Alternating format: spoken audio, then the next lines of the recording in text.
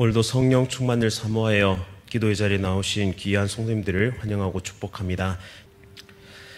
우리를 향한 소망의 등불을 켜시고 다시 일어날 힘과 능력 주시는 하나님께 감사와 찬양을 올려드립니다. 매일 넘어지는 연약한 인생이 그 어디에도 의지할 곳 없어 하늘 아버지 앞으로 나아가는 이 시간, 하늘의 위로와 평안을 내려 주옵소서. 고단하고 힘든 삶의 여정 속에서 수고하고 무거운 짐진 모든 자들에게 다 내게로 오라, 내가 너희를 쉬게 하리라 말씀하시는 예수님의 품에서 용기와 새 힘을 얻게 하여 주옵소서. 천사 찬양대의 찬양 기쁘게 받아주시오며 말씀을 선포하는 이 시간 성령님의 충만한 역사와 은혜가 있기를 간절히 원합니다. 예수 그리스도의 이름으로 간절히 기도드립니다. 아멘. 오늘 하나님께서 우리에게 주시는 말씀은 역대상 3장 1절부터 24절까지 말씀입니다. 역대상 3장 1절부터 24절까지의 말씀, 구약성경 613면에 있습니다. 역대상 3장 1절부터 24절까지의 말씀 한 절씩 교독하실 때에 살아계신 하나님의 음성 들으시기 바랍니다. 다윗이 헤브론에서 낳은 아들들은 이러하니 맏아들은 암논이라. 이스라엘 여인 아히노암의 소생이요 둘째는 다니엘이라. 갈멜 여인 아비가일의 소생이요 셋째는 압살롬이라. 그술왕 달메의 딸 마아가의 아들이요 넷째는 아도니아라. 학기세의 아들이요 다섯째는 스바디아라. 아비달의 소생이요 여섯째는 이드르암이라. 다윗의 아내 에글라의 소생이니 이 여섯은 헤벨론에서 나왔더라. 다윗이 거기서 7년 6개월을 다스렸고 또 예루살렘에서 33년을 다스렸으며 예루살렘에서 그가 낳은 아들들은 이러하니 스히모아와 소밥과 나단과 솔로몬 네 사람은 다 암미엘의 딸 바수아의 소생이요 또 이팔과 엘리사마와 엘리벨렛과 노가와 네벡과 아비야와 엘리사마와 엘다랴와 엘리벨렛 9사람은 다 다윗의 아들이요 그들의 누이는 다말이며 이외에 또 소실의 아들이 있었더라. 솔로몬의 아들은 르호보암이요 그의 아들은 아비야요 그의 아들은 아사요 그의 아들은 여호사밧이요 그의 아들은 요람이요 그의 아들은 아하시아요 그의 아들은 요아스요 그의 아들은 아마샤요 그의 아들은 아사랴요 그의 아들은 요담이요 그의 아들은 아하스요 그의 아들은 히스기야요 그의 아들은 므낫세요 그의 아들은 아몬이요 그의 아들은 요시아이며 요시아의 아들들은 맏아들 요하난과 둘째 여호야김과 셋째 시드기야와 넷째 살룸이요 여호야김의 아들들은 그의 아들 여고냐 그의 아들 시드기야요 사로잡혀간 여고냐의 아들들은 그의 아들 스알디엘과 말기람과 부다야와 세나살과 여가메와 호사마와 느다바요 부다야의 아들들은 스룹바벨 시므이요 스룹바벨의 아들 무슬람과 하나냐와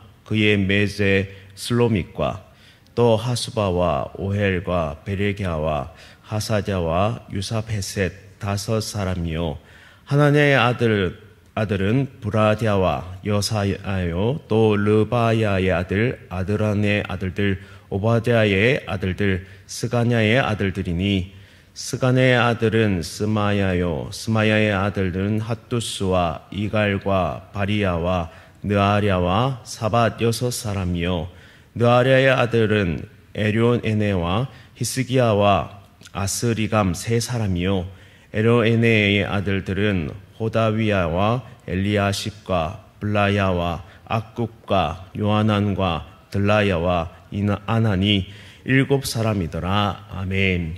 소망의 등불을 바라봅시다. 소망의 등불을 바라봅시다 라는 제목으로 말씀을 선포하도록 하겠습니다. 오늘 말씀은 다윗의 아들들은 이러하니 라고 시작합니다. 전체적으로는 다윗의 계보를 보여주고 있는데요. 총 3단락으로 나눠볼 수 있겠습니다. 1절부터 9절까지는 다윗의 자손을, 그리고 10절부터 16절까지는 솔로몬의 자손을, 그리고 17절부터 24절까지는 사로잡혀간 이후의 자손들을 보여주고 있습니다. 첫 번째 단락에서 중요한 이 지명인 헤브론이 등장하고요. 그리고 둘째는 예루살렘이라는 지명이 등장하게 됩니다. 이 두 지명은 매우 중요한 지명인데요. 왜냐하면 다윗은 처음에 헤브론에서 왕이 되었기 때문입니다. 7년 6개월을 그곳에서 다스리고 이후에 예루살렘으로 옮겨서 33년 동안 그는 통치하게 되는데 총 40년 6개월을 통치하게 되죠. 그래서 헤브론은 성경에서 아주 중요한 지명이고, 또 거슬러 올라가면 믿음의 조상들을 만나 주셨던 장소 또한 헤브론이었던 것을 우리는 발견할 수 있습니다. 먼저는 아브라함이 하나님으로부터 자식이 있을 것을, 이삭을 예고하시는 그 말씀을 받은 곳도 헤브론이었고요. 그리고 사라가 죽어서 장사된 곳도 헤브론이었습니다. 또 이어서 이삭과 리브가도 헤브론에서 살다 죽었습니다. 또 헤브론은 가나안 정복 전쟁 시대 때 5 왕들의 이 연합군을 격퇴하고 얻었던 땅이기도 했고, 또 여호수아와 함께 믿음의 고백을 했던 갈렙에게 분배되었던 땅이기도 했습니다. 그리고 왕정 시대가 되자 다윗은 헤브론에서 이스라엘 왕으로 기름 부음 받게 되는데요. 따라서 이 헤브론이라는 지명이 가지는 상징성은 이 조상으로부터 이 다윗 왕조까지 이어지는 강력한 정통성을 상징한다고 볼 수 있겠습니다. 그리고 다윗 왕조의 시작, 혹은 하나님께서 이스라엘을 시작해 하신 그런 중요한 지명의 하나인 것이죠. 그리고 다윗은 수도로 예루살렘을 이정하게 되는데, 여기에서는 또 어떤 일이 있었느냐? 바로 솔로몬 때에 하나님의 임재의 상징인 성전이 건축되게 됩니다. 그리고 그 이후에 이스라엘 역사상 가장 번영의 시기를 맞이하게 되는데요.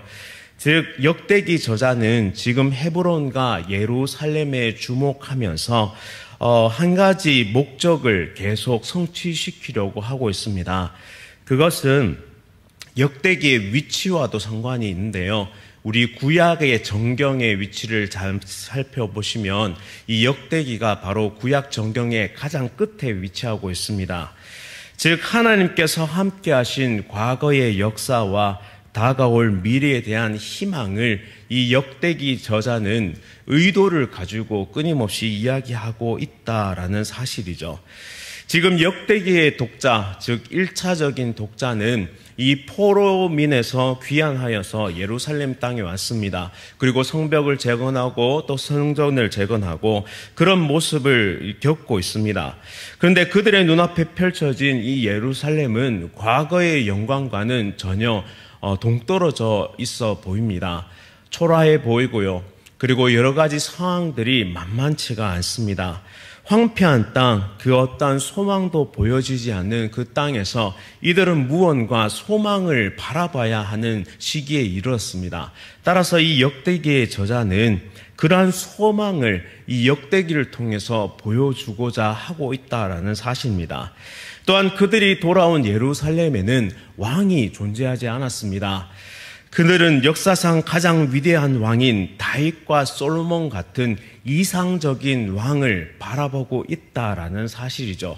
그런데 이 시선을 역대기 저자는 어디로 옮겨가느냐? 바로 다시 오실 예수 그리스도, 그러니까 메시아를 향해서 그 시선을 옮기도록 만들고, 그리고 그 왕이 오시면 만드실 새로운 예루살렘, 새 성전, 그 모습은 참으로 아름다울 것이라는 사실을 희망차게 보여주고 있다라는 사실입니다.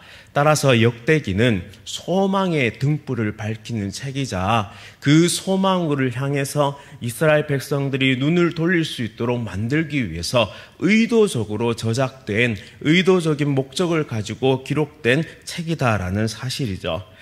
그래서 이 사실을 통해 진정한 왕 메시아를 기다리게 만들면서 이 땅에 있는 아픔과 슬픔, 내게 주어져 있는 고통과 그 상실의 고통에서 벗어날 수 있도록 소망을 부여하고 있다라는 사실입니다. 중요한 사실은 뭐냐면 다윗과 솔로몬을 향해 주목하게 만들지만 더 중요한 것은 이들은 인간 왕에 불과하고 이들은 부족한 왕이지만 다시 오실 왕은 완전하신 왕, 이상적인 왕이라는 사실이죠. 그분은 바로 예수 그리스도이십니다. 그는 흠도 티도 없으신 분이시죠. 또 우리를 이해하시고 우리를 위해 자신의 생명을 아낌없이 내어주신 진실한 왕이십니다. 나의 실수와 실패를 덮어주시는 분이시고 영원한 생명을 주시는 유일한 왕이시죠. 이스라엘은 이 오실 메시아를 고대함으로 현실의 아픔과 고통을 이겨낼 수 있는 소망의 등불을 켰던 것처럼 우리 또한 이 역대기를 읽으면서 이미 우리는 알고 있는 예수 그리스도, 이미 우리는 믿고 있는 예수 그리스도, 이미 우리는 바라보고 있는 예수 그리스도를 더욱 분명하고 더욱 온전한 시선으로 바라보면서 믿음의 길을 옮겨야 할 줄 믿습니다. 역대기의 두 번째 목적의식은 무엇이냐면 하나님은 여전히 언약에 신실하시다라는 것이죠. 지금도 하나님은 자신을 찾는 자를 만나주시고 그에게 예배하는 자, 하나님께 예배하는 자를 들어 사용하신다라는 사실입니다. 따라서 소망 없어 보이는 이 자리에서도 하나님은 신실하게 우리를 인도하실 것이다 라는 것을 역대기 저자는 이 1차 독자들에게 말씀하고 있다라는 사실입니다. 소망을 향해 독자들의 시선을 옮기도록 하고 있죠. 역대기의 시작이 계속해서 족보를 열거하는 이유는 바로 이 역사 가운데 함께 하셨던 하나님을 주목해 봐라. 우리가 이러한 족보를 통해서 그 계보가 이어져 왔고 그 순간순간 속에 수많은 일들과 사건들, 심지어 이 민족이 사라져 버릴 것 같은 절체절명의 위기 가운데 있었음에도 불구하고 하나님은 여전히 우리와 함께 하셔서 이 본토와 고토로 돌아오게 하셨고 지금 이 아름다운 것들을 이루어가고 계신다는 사실을 끊임없이 역대기 저자는 말하고 있다는 사실입니다. 더 구체적으로 말하자면 너희 조상들과 함께 하셨던 하나님을 바라봐라. 너와 함께 하시는 그 하나님이 지금 우리의 미래를 이끌고 계신다라는 사실을 끊임없이 강조하고 있다라는 사실입니다. 다윗의 인생을 한번 살펴보겠습니다. 계속해서 이 역대기가 주목하고 있는 다윗 왕 그리고 솔몬 왕, 그 중에서 다윗을 한번 살펴보면 그는 비천한 인생이었습니다. 그는 시골에 사는 7 아들 중에 한 명으로서 양을 치는 그런 비천한 인생이었습니다. 심지어 그의 아버지의 마음에도 들지 않는 그런 인생이었죠. 그런데 하나님은 그를 선택하셨고 이스라엘의 왕으로 세워주셨습니다. 즉 비천한 인생을 존귀케 하는 인생으로 변화시켜 주셨다는 사실이죠. 이것은 우리의 삶에 있어서도 매우 중요한 것입니다. 우리의 삶 가운데 역사하시는 하나님의 손길이 닿는 곳마다 비천한 인생이 존귀한 인생이 되는 것입니다. 예수님이 우리에게 찾아오시고 예수님이 우리에게 소망이 되어주시고 예수님께서 우리에게 소망의 등불을 켜주실 때 복음의 능력으로 우리를 변화시켜 주실 때 우리는 비천한 인생에서 존귀한 인생으로 변화되었고 그렇게 살아갈 것이라 이 사실을 우리는 믿고 의지해야 한다는 사실입니다. 어떠한 순간에도 내가 잘 나가고 내가 정말 좋은 순간에도 그러하지만 내가 비천에 처하고 내가 빈궁에 처하고 내가 고통에 처해 있는 그 순간에도 우리는 예수 그리스도를 바라보고 예수 그리스도를 향한 그 시선을 멈추지 말아야 한다라는 사실입니다. 여기에서 복음의 중요성이 등장하게 되는데요. 성경은 창세기부터 요한계시록까지 끊임없이 강조하는 것이 있습니다. 그것은 무엇이냐면 인간의 역사를 다루면서 다시 말해 이 실패한 인간의 역사, 이스라엘의 역사를 다루면서 이스라엘의 철저한 실패를 다루면서 인간의 절망으로 우리를 끌고 간다라는 사실이죠. 나라는 사라졌고 포로가 되었고 그 어디에도 소망이 보이지 않는 그 상황 가운데로 우리를 끌고 갑니다. 그래서 인생은 실패할 수밖에 없다. 그래서 유일한 길, 유일한 소망, 유일한 생명은 오직 예수 그리스도라는 사실을 우리에게 끊임없이 보여주는 것이 복음의 역할인 것입니다. 그 증거로 오늘 본문의 19절에 등장하는 스룹바벨의 이름인데요. 17절부터는 나라가 망하고 사로잡혀간 여고냐 곧 여호야긴의 계보가 이어지게 됩니다. 그런데 하나님은 여기에서 민족을 완전히 사라지게 만들지 아니하시고 여호야긴의 손자들 가운데 스룹바벨을 세우셔서 바사 고레스 왕의 칙령을 통해 유대인들이 귀환할 수 있도록, 또한 그는 유대 총독이 되어서 바로 이 이스라엘 백성들을 이끌어서 예수님의 그 시대까지 바로 이 민족을 보존하고 민족을 세우며 하나님을 향할 수 있도록 만들었다라는 사실이죠.